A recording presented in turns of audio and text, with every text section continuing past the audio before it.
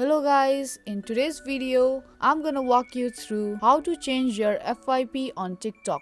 There's multiple ways to do it, but in this video, I'm gonna show you the most effective one, so watch this video till the end. Now before moving on, if you're new to our channel, subscribe and turn on the notification so that you won't miss any future upcoming videos. Now let's get started. Firstly, open up the TikTok app.